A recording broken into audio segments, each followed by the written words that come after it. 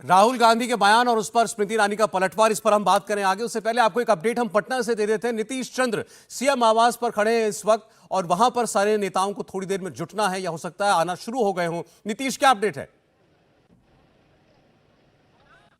देखिए, राहुल गांधी, मल्लिकार्जुन खड़गे, अरविंद केजरीवाल, तमाम वो नेता जो पटना में थे वो अब पहुंच चुके हैं।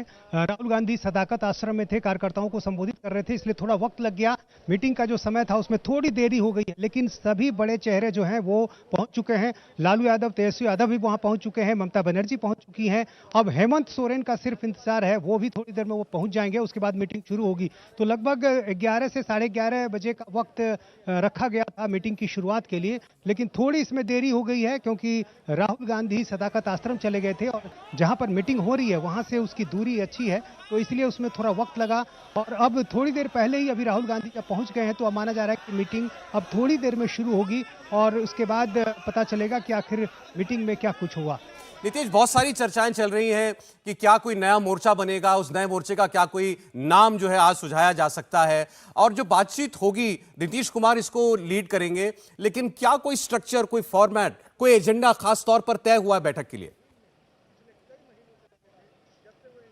देखिए, अभी जो जेडीयू के जो सूत्र हैं उनकी तरफ से ये कहा जा रहा है कि इस बैठक में, चूंकि ये पहली बैठक है इसलिए सारी चीजें इसमें नहीं होगी, ये सिर्फ एक शुरुआत है और कोशिश ये होगी कि एक सहमति बने कि हम साथ आ जाएं और फिर कैसे इसमें आगे बढ़ें उसकी जो रूपरेखा है उस पर चर्चा होगी।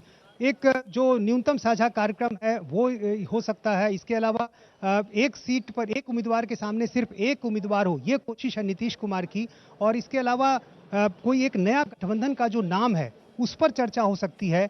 फिर संयोजक कौन होगा, कन्वेनर कौन होगा, इस पर चर्चा हो सकती है। लेकिन इन सारी चर्चाओं की शुरुआत सिर्फ होगी, अंतिम नतीजे तक आज ही नहीं पहुंचा जा सकेगा, लेकिन एक शुरुआत जरूर होगी। लेकिन सबसे दिलचस्प ये है कि आखिर जब मीटिंग शुरुआत होगी तो अरविंद केजरीवाल का रुख क्या होता है, क्योंकि जिस तरह से उन्होंने पत्र में लिखकर अपनी बात स्पष्ट कर दी, कल जो उनकी पार्टी के सूत्रों के हवाले से खबरें आई कि वो अपनी बात पर कायम है कि वो यदि कांग्रेस की तरफ से स्पष्ट नहीं किया जाता है अपना स्टैंड तो उसको लेकर वो बायकॉट कर सकते हैं। तो अब सबसे दिलचस्प ये देखना है कि आखिर मीटिंग में क्या कुछ होता है और यदि कुछ ऐसा होगा भी तो मीटिंग की शुरुआत में होगा। लेकिन एक बात ये भी मानी जा रही है कि नीतीश कुमार ने कल अरविंद केजरीवाल से मुलाकात की, उसके पहले ये खबर आ चुकी थी कि बायकॉट भी हो सकता है।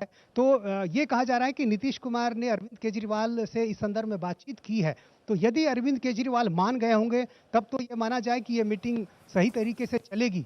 अन्यथा ये तय माना जा रहा है कि अरविंद केजरीवाल की तरफ से कुछ हो सकता है, मीटिंग में वो सवाल खड़े कर सकते हैं। कांग्रेस पार्टी जो है उस पर नाराजगी भी जाहिर कर सकती है यदि अरविंद केजरीवाल बैठक की शुरुआत में भी कुछ इस तरह की बातें। नीतीश, ये भी बताइएगा, चर्चा ऐसी भी है और ऐसी खबर आ रही है कि लालू यादव भी इस बैठक में पहुंचे। जी हाँ, लालू यादव भी इस बैठक में शामिल होंगे और तेजस्वी यादव भी साथ हैं। लेकिन जो तमाम दूसरे दलों के जो और नेता साथ आए हैं वो सभी मीटिंग में नहीं रहेंगे। इस बैठक में जो सभी पार्टी के जो सुप्रीमो हैं, राष्ट्रीय अध्यक्ष हैं या फिर वो कहीं मुख्यमंत्री हैं, वो इस बैठक में रहेंगे। लेकिन पटना पहुंचे जितने भी नेता हैं वो हर नेता, जैसे अब आम आदमी पार्टी से जो तमाम राघव चड्ढा हैं, संजय सिंह हैं, ये सारे नेता मीटिंग में मौजूद नहीं रहेंगे, अंदर उस जगह नहीं रहेंगे जहां पर बातचीत हो रही होगी। तो ये पहले से रूपरेखा बना ली गई है कि मीटिंग में कौन रहेगा। और जाहिर है इसकी एक बड़ी वजह यह भी है कि मीटिंग में जो गोपनीयता है, जो मीटिंग के अंदर क्या बातें हुई उसको लेकर काफी ध्यान रखा गया है। और आपको याद होगा कुछ दिन पहले नीतीश कुमार ने कहा भी था कि मांझी जी से हमने इसलिए अभी ये तय कर लिया कि आप विलय करना चाहते हैं या नहीं, क्योंकि 23 तारीख को जो अंदर की खबर है वो बाहर जा सकती थी। तो मीटिंग में क्या हुआ ये बातें बहुत ही गोपनीय रखने की कोशिश है नीतीश कुमार की कि वो बातें बाहर ना आने पाए। तो इसलिए मीटिंग में कौन होगा और कौन बोलेगा ये सारी चीजें पहले से तय कर ली गई हैं। हर वो चेहरा नहीं होगा जो अभी पटना में हमें दिखाई दे रहे हैं। लेकिन आपने बड़ी खबर ये दी कि सारे नेता, लगभग तमाम नेता जो हैं वो बैठक के लिए पहुंच चुके हैं। राहुल गांधी, मल्लिकार्जुन खड़गे इसमें शामिल हैं। इनके अलावा आपने बताया उद्धव ठाकरे वहां पर हैं, अखिलेश यादव वो पहुंच चुके हैं, लालू यादव भी वहां पर है। नीतीश कुमार के अलावा पटना में इस तमाम लोगों को जोड़ने में उनकी बड़ी भूमिका है। अब स्मृति ईरानी ने जो बात कही, हर्षवर्धन जी, कि कांग्रेस पार्टी की स्वीकारोक्ति है ये कि हम अकेले नहीं हरा सकते भारतीय जनता पार्टी को, ये तो आज के माहौल में न कहने वाली बात है और न किसी पार्टी को इस बात पर बुरा मानना चाहिए। नहीं, मुझे लगता है कि राजनीति में किसी भी बात को जो बहुत ऑब्वियस दिख रही हो, एकदम साफ साफ नजर आ रही हो, उसको भी जरा जोर दे के बताना पड़ता है। यानी देश भर में एक संदेश ये कि कांग्रेस पार्टी ने इतनी हार मान ली है कि आज वो देश में भाजपा के सामने अकेले लड़ने की स्थिति में नहीं। यानी राहुल गांधी के नेतृत्व पर बड़ा सवाल खड़ा करने की कोशिश है, और वो भी उन स्मृति ईरानी के द्वारा जिन्होंने उनको चुनाव में हरा कर भेजा है। वो मतलब ये सदस्यता रद्द होने से उसका कुछ लेना देना नहीं। अगर वायनाड न गए होते तो वो सांसद तब भी नहीं होते।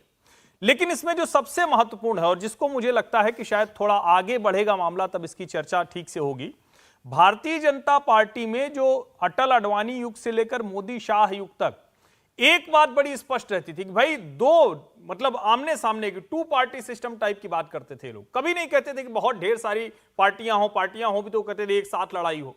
वो इसीलिए जो एनडीए यूपीए था कुछ कुछ वही स्वरूप था, लगभग पार्टियां जुड़ती ही थी। और अगर इसका एक हम कहेंगे कि स्वरूप आ जाए तो बात करेंगे, मुझे नहीं लगता कि यूपीए और एनडीए में जितनी पार्टियां थीं अटल जी या अभी मोदी जी के समय में या उधर सोनिया जी के समय में, उससे अधिक पार्टियां किसी भी एक गठजोड़ का हिस्सा बन पाएंगी जो नया गठजोड़ बनेगा।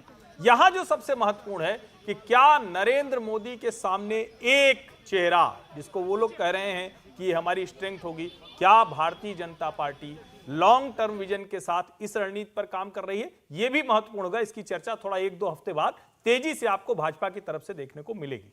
चलिए, फिलहाल तो चर्चा इस बात की हो रही है कि इस बैठक के अंदर क्या होता है, और उम्मीद करते हैं कि कम से कम एक फोटो ऑप तो हो। ये सारे नेता जब बैठे हो एक जगह पर तो उसकी तस्वीर कोई सामने आए, मुमकिन है उसकी तस्वीर आपको देखने को मिलेगी। अभी जो गाड़ियों का काफिला आप देख रहे हैं, ये ममता बनर्जी वहां पहुंच रही हैं, उस वक्त की तस्वीरें आपको दिखाई दे रही है। ममता बनर्जी कल ही पहुंच चुकी थी और उन्होंने भी, चाहे अरविंद केजरीवाल का सवाल हो या और उनसे बहुत से प्रश्न पूछे गए, उन्होंने हर सवाल का बस यही जवाब दिया कि हम यहां पर आए हैं, मिलना बहुत महत्वपूर्ण है और सभी लोग जो हैं वो एक साथ बैठकर बात करेंगे, यही हमारी सबसे बड़ी उपलब्धि होगी। और सर्किट हाउस से वो सीएम आवास जा रही हैं, तो उस वक्त की तस्वीरें आप देख रहे हैं ममता बनर्जी की। कल लालू यादव से मिली थी, जाकर उनके पांव भी छुए थे उन्होंने। नहीं सौरभ जी, मुझे लगता है कि जैसे कहते हैं ना कि जब हम लोग कई मुद्दों पर सहमति बनाने की कोशिश करते हैं और दूसरे के बारे में भरोसा नहीं होता, मतलब ट्रस्ट डेफिसिट होता है, तो हम क्या करते हैं, एक आदमी को पकड़ते हैं कि देखो मैं तो अपनी बात नहीं कहूंगा, जरा तुम कहना उसमें। उस भूमिका में क्या लालू जी होने वाले हैं क्या? क्योंकि आप देखिए, ममता जी हो या आम आदमी पार्टी के लोग हों, वो लालू जी से जाकर मिल रहे हैं। यानी उनको इस बात के लिए लालू जी पर भरोसा है, क्योंकि एक बात सबको पता है कि लालू जी के हित आज बिहार की सीमाओं के पार जाते ही नहीं है। यह भी एक बड़ी अच्छी बात है। तो वो बंगाल की सीमाओं के पार न जाने वाली ममता के हित, पंजाब दिल्ली की सीमाओं के पार न जाने वाले केजरीवाल के हित, इन हितों को भी वो संभाल सकते हैं। तो मुझे लगता है कि यह भी एक देखने वाली बात होगी, क्या जहां बात अटकेगी तो लालू जी कहेंगे अच्छा ये वाला छोड़ दो, इसको कुछ बचा लेते हैं। क्योंकि नीतीश जी की भूमिका मुझे इससे ज्यादा नहीं दिखती है कि इस आयोजन को संभालते हुए ये जो भूमिका आप देख रहे हैं लालू जी की, विजय जी, क्या इसको रेफरी वाली भूमिका हम कहें? भाई बात मैच चलता रहे।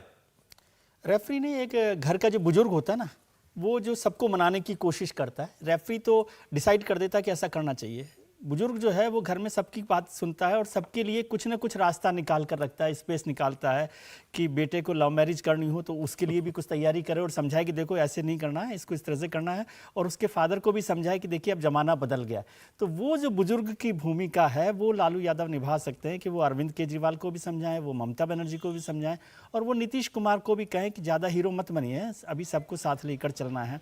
तो वो तमाम तरह की कोशिश हो सकती है। और जैसे नीतीश ने कहा, नीतीश चंद जो हमारे सहयोगी हैं, कि ये बैठक में और लीडर्स को नहीं ले जाना, उसका सीक्रेसी एक कारण हो सकता है, लेकिन बड़ा कारण है कि जब सब नेता मौजूद होंगे, सिर्फ नेता मौजूद होंगे, तो उसकी जो ताकत है, उसकी जो प्रेजेंस है ना, वो एक अलग इम्पैक्ट देगी। और मुझे लगता है फोटो आप जो आप कह रहे हैं, फोटो आप तो होगा ही, और एक जॉइंट स्टेटमेंट भी कुछ हो सकता है, जॉइंट सिग्नेचर सबके हों और उसके बाद कोई रास्ता वो निकाल कर वहाँ पर आए और उसी भूमिका के साथ लालू यादव सबको एक साथ जोड़ने की कोशिश करें। क्योंकि कोई ना कोई आदमी चाहिए होता है। देखिए, जितने घर होते हैं, जितने चेहरे होते हैं, उनके सबके अपने मत होते हैं। और जैसे भारतीय जनता पार्टी भी पहले जब रहती थी तो वो कहती थी कि मतभेद तो होगा ही, नहीं तो फिर एक ही पार्टी हो जाती ना। सब पार्टियां अलग अलग हैं, तो इसका मतलब मतभेद होना चाहिए। मतभेद जो है वो मनभेद में नहीं बदले, ये भूमिका लालू यादव निभा सकते हैं और उनको निभानी चाहिए। क्योंकि सबसे बड़ी ज़रूरत इस वक्त यही है। मतभेद नहीं होंगे ऐसा मैं नहीं समझता, लेकिन मतभेद मनभेद में नहीं बदले। अभी आपने राघव चड्ढा को सुना, जो कल उनका जो स्टैंड था उससे थोड़ा सा सॉफ्ट वो दिखाई दे रहे थे।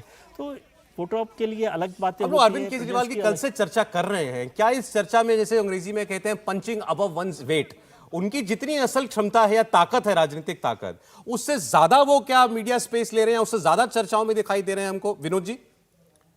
नहीं, देखिए, अरविंद केजरीवाल आज तो 2 राज्यों में उनकी पार्टी है, राष्ट्रीय पार्टी का दर्जा मिल चुका है। जब ऐसी स्थिति नहीं थी तब भी वो इसी तरह का उपक्रम करते थे, जब वो सिर्फ दिल्ली के मुख्यमंत्री थे।